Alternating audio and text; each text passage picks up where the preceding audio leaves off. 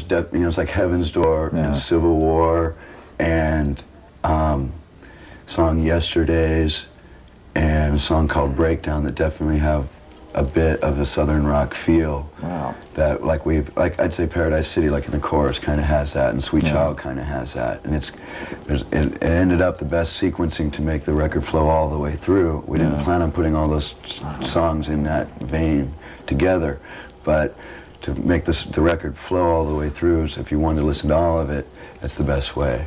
And there'll be a version of Don't Cry on both records, one on the first one and one on the second.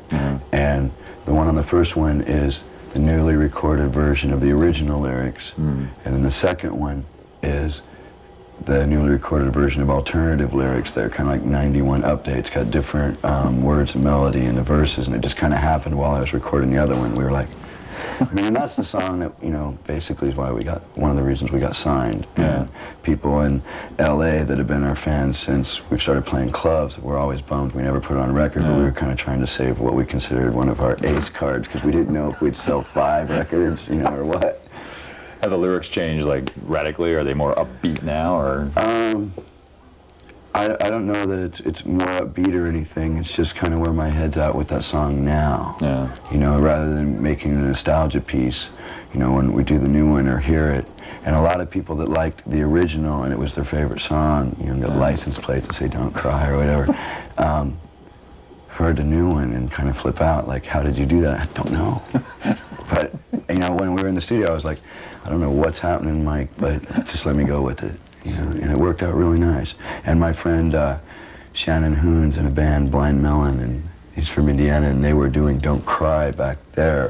They got a bootleg demo tape in Lafayette, and I didn't even know him. I'd known his sister. But he has a really gorgeous voice, so we do like kind of a duet on the songs. Oh, wow. He sings on 4 songs. He sings on The Garden, and sings on You Ain't the First. Well, there's a lot of other vocalists on this, right? I mean, is he singing songs? Yeah, I mean, I worked on bringing the other people out with what they did. I thought what they did best. We still haven't worked it out on stage how we do it yet. But is there going to be a point where you're going to be able to play like all this material on stage? Could you really perform it all on stage? A dream I have is to get to where I can do a 3-hour show. And right now we don't use a set list. We just pick song to song on how it feels and what we think we can perform best and what I think vocally I can do best, because it's still warming up. I figure, we're going to go out and give as much as we can every time, but I figure a real Guns N' Roses show, what we're shooting for, hopefully I might have in 6 months. I mean, remember that thing I told you last time? It's like Jagger was working on getting that stage thing together for a really long time, and learned a lot from him.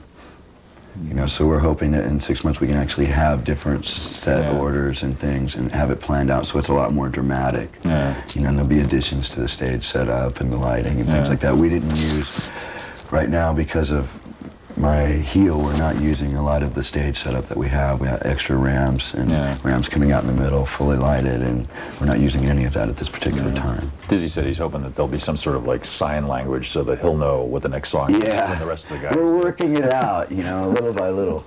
We're trying. What exactly happened to how did you do this to your foot? I've just had a chronic history of bruising my heel and messing up the ligament, but never couldn't afford it at the time when it happened, when I was like in junior high and stuff, to figure out what was wrong. And then about a week ago, we played the Ritz in New York, and I got really excited and was just jumping off everything. And, there's a lot of photos of me like 10 feet in the air and stuff. And came down really hard on my heel when I was jumping up, not even on stage, off the stage, and landed on my heel on a cement floor with no cushioning in my boots. And just messed up the ligament and stuff, but the doctors seemed to think it'll be fine. We had like all the top doctors from the Brewers and the Packers and New Balance shoes all working on designing me something so I could run around, because yesterday, without this, it's definitely limping, but we didn't want to call the show.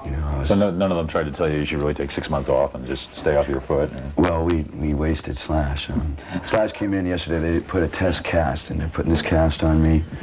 All the plaster going and everything, and we bring Slash in, and there's 3 doctors all over me.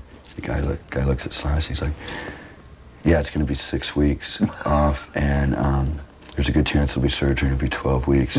The man stopped breathing. He was, and he was just staring. I let it go 5 minutes before I sprung it on him that it was crap, you know, because I thought he was going to fall over.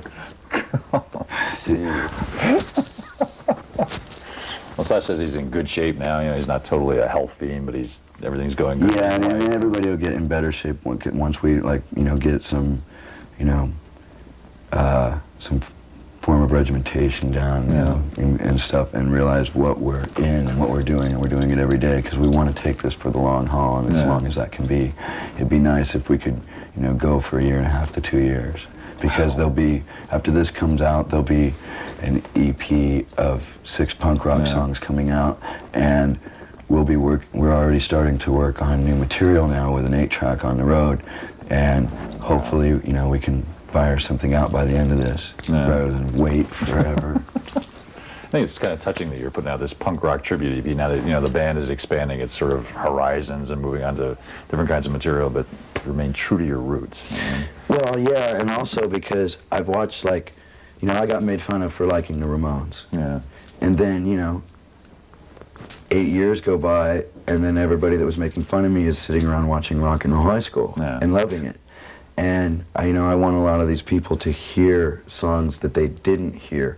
I mean, there's selected cuts that you can't really find the original recordings that they're on, and B-sides and stuff of songs we think really rocked and way influenced us. And we also do a tribute to Stiv Bators.